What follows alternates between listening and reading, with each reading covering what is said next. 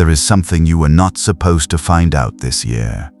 Not because the information was lost, not because no one knew, but because the system that governs how prophetic knowledge moves through the world operates on a principle of readiness.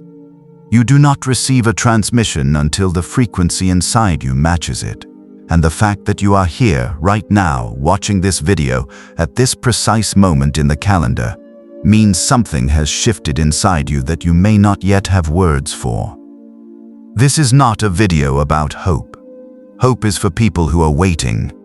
This is a video about inevitability, and there is a profound difference between the two. What I am about to show you is a prophecy, not a speculation, not a trend. A prophecy delivered by a woman who had not seen the physical world since she was 12 years old, and yet saw everything else with a clarity that continues to rewrite the timelines of those who encounter her work. Her name was Vanga Pandeva Gushtarova. The world called her Baba Vanga, and in 1989 she said something that was never meant to reach mass ears, until now. She was sitting in her house in Rupati, Bulgaria. The vine fields outside were dry. The air smelled of minerals and sulfur from the volcanic soil beneath her feet. Baba Vanga rarely gave interviews. She rarely performed on command. But on this particular afternoon, a private session was documented by a single archivist who recorded her words in longhand before the era of digital everything. What she described was not a vision of war, though she had given many of those. What she described was a window, a mathematical opening in time that she said would arrive near the middle of the decade following the turn of the millennium's second quarter. She said certain souls connected to specific stellar patterns from before their birth would enter a corridor of material acceleration unlike anything their bloodline had ever witnessed. She said the number 36 was the key, a 36-year cosmic arc closing, resetting the ledger of earthly fortune. She said the constellations themselves would become doorways, and that those who had been quietly prepared, not those who were perfect, but those who had been humbled, would walk through. She said the year of the opening was 2026. She said it once. And then she moved on, as she always did, as if it were already finished. If you felt something in your chest when I said that year, if something in you recognized that date rather than simply heard it, I want you to pay attention to what I'm going to tell you next. That recognition is not coincidence. Baba Vanga was explicit about one thing above all else. This transmission was not meant to reach the masses through formal channels. It was meant to reach specific individuals through the mechanism of resonance. The video finds the viewer. The word finds the ear that can hear it. You are not here by algorithm alone. Before I go further, if you understand the weight of what is being said here, leave a comment right now. Write the word ready, not to perform it. Because the act of declaring your readiness to the cosmic record is itself a step in the alignment process. This is how ancient initiatory systems worked. Utterance activates.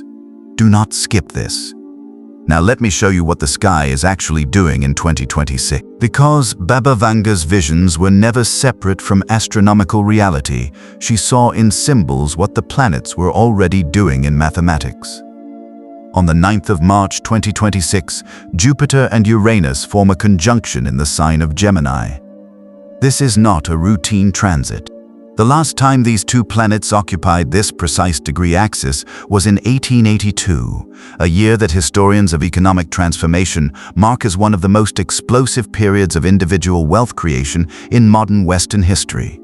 The railroad empires, the communication revolutions, the sudden, vertical ascent of people who 1 decade prior had nothing. Jupiter expands. Uranus ruptures. Together in Gemini, the sign of information, networks, duality, and rapid exchange, they do not build slowly. They accelerate. They do not invite opportunity. They detonate it. This is the first gateway. The second arrives in summer, the solstice solar eclipse in Cancer. This is what the old astronomical records call a millionaire portal, not a metaphor, but a technical designation used in Hellenistic astrological tradition for a solar event that occurs when the luminary crosses a Cancer degree associated with patrimonial inheritance, ancestral wealth retrieval, and the sudden liquefaction of long-frozen assets. The last time this configuration appeared was in 1567. The records from that period, fragmentary but consistent, describe a wave of common people inheriting, discovering, and being gifted resources that permanently elevated their material position within a single solar year. 2 gateways, 1 year. And Baba Vanga said the souls connected to specific constellations would feel these openings not as external events but as internal shifts, as if a lock inside them had turned. Now, the 3 circles. This is where the prophecy becomes personal. Because she did not say all people would benefit equally. She said the cosmic distribution of fortune follows the same law as seed and soil.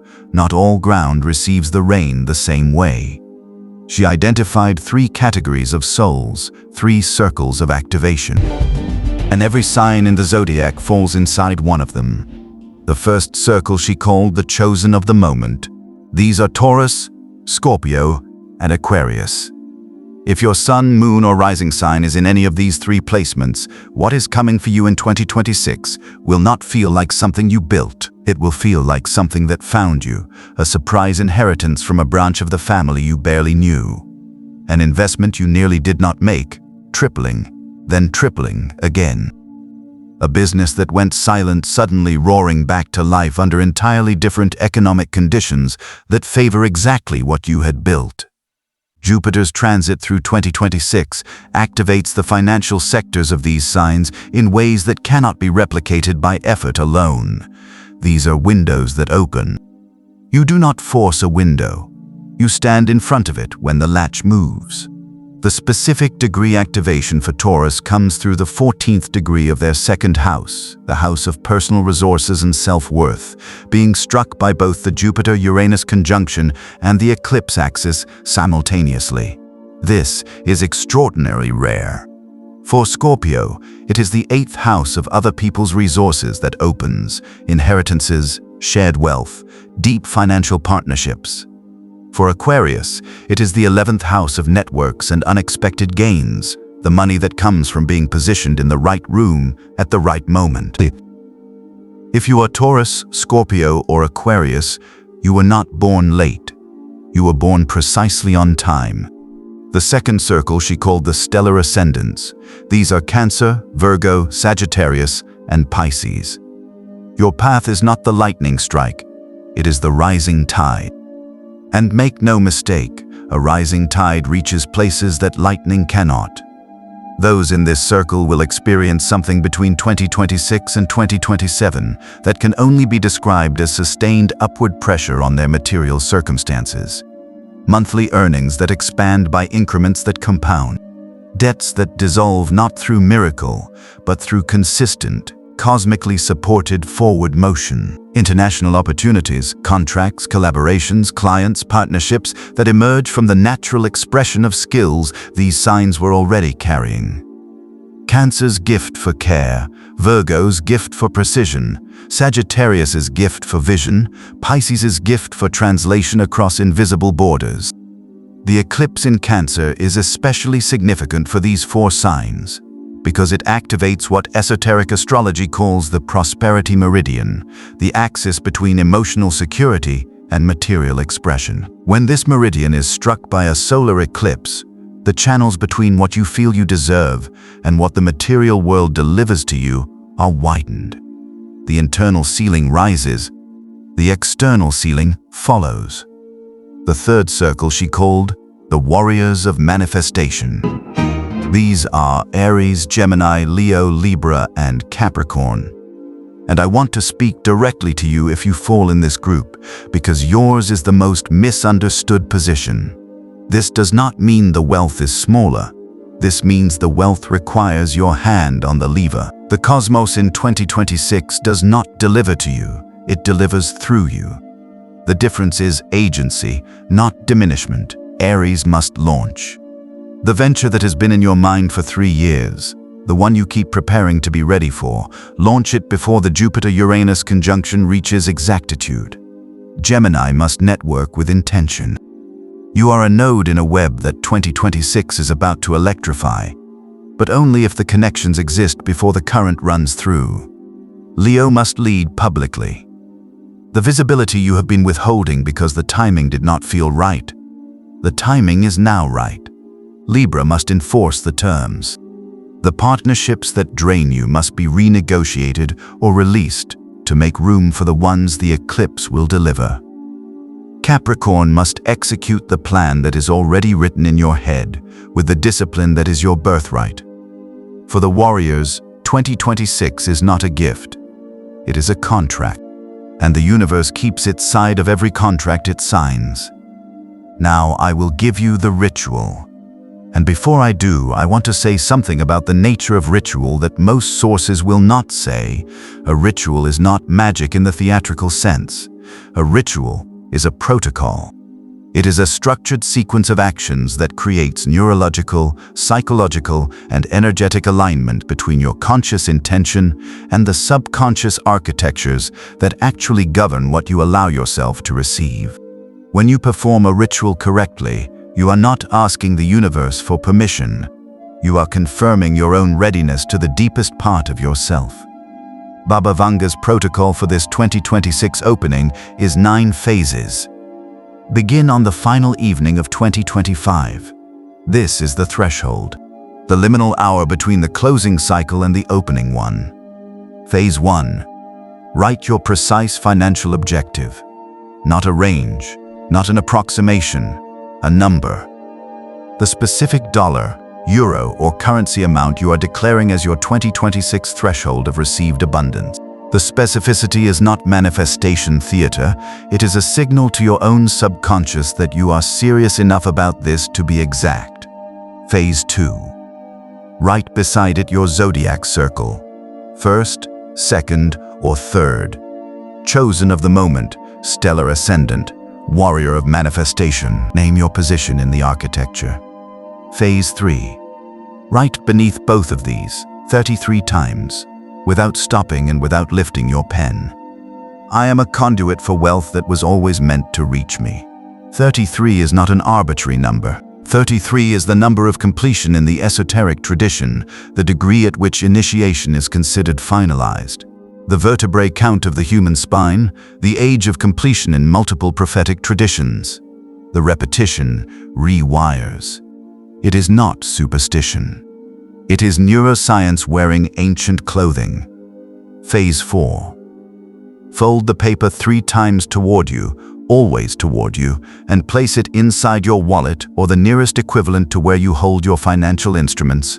It remains there for the full year. Phase 5. On the 5 key dates, the 3rd, the 7th, the 12th, the 21st, and the 33rd day of the year, read the paper aloud. Each recitation is a reactivation. Each one tells the channel inside you that it remains open. Phase 6. When you receive any financial inflow, pause for 10 seconds before spending it and express gratitude aloud. Not silently, aloud. The vibration of sound carries the signal differently than thought alone. Phase 7. Donate 1% of every inflow within 72 hours of receiving it. Not because the universe needs your money, because the circuit of prosperity only remains open when it flows in both directions. Abundance that only accumulates stagnates. Abundance that moves multiplies. Phase 8. Observe the number sequence 3 to 7, 12, 21, 33 across your daily life. When these numbers appear on receipts, timestamps, addresses, license plates, do not dismiss them as coincidence. They are confirmation signals. They are the cosmic equivalent of a read receipt. The message has been delivered. Phase 9. Whenever you encounter the number 33 in isolation, especially in unexpected contexts, speak your declaration aloud immediately. Abundance belongs to me in 2026. Do not whisper it. Do not think it. Say it. And one. Now the warning. And this is the part of the prophecy that Baba Vanga said would be the most painful to deliver, because she knew that the majority of people who encountered it would disqualify themselves before the cycle completed. She identified 3 specific behaviors that would sever the connection. The first is skepticism worn as sophistication. There is a kind of person who has been disappointed so many times by life that they have built an identity around refusing to believe. They call it realism. What it actually is, energetically, psychologically, is a preemptive rejection of the possibility of their own elevation. You cannot receive what you have already decided is impossible. The closed hand cannot catch anything. If you have watched this entire video with a part of yourself running a background commentary of doubt, you must make a decision right now about which voice gets the final word. The second is arrogance masquerading as self-sufficiency. This is the person who says, "I don't need ritual, I don't need systems, I build everything myself." And they will watch others less talented, less intelligent, less disciplined receive the fortune that 2026 was also trying to deliver to them. Because the universe does not operate by merit in the conventional sense, it operates by alignment. And the most dangerous misalignment is the belief that you are beyond needing alignment. The third is small-scale generosity. This sounds paradoxical, but Baba Vanga was precise. Those who give only what they can spare will receive only what the universe can spare for them. The 1% protocol exists for this reason. It recalibrates your internal definition of what abundance means, because until you give from a place of genuine sufficiency, your system does not actually believe it is sufficient. The body keeps the score. So does the ledger. By 2027, those who positioned themselves correctly will look back at 2026 as the year the trajectory changed. And those who did not, who watched, who doubted, who postponed, will look back at the same year as the one that passed while they were waiting to be more ready. There is no more ready. Ready is a decision, not a state. Here is what I need you to do before you leave this video. First, in the comments right now, write the phrase, "Abundance belongs to me in 2026. This is not optional if you want the activation to complete.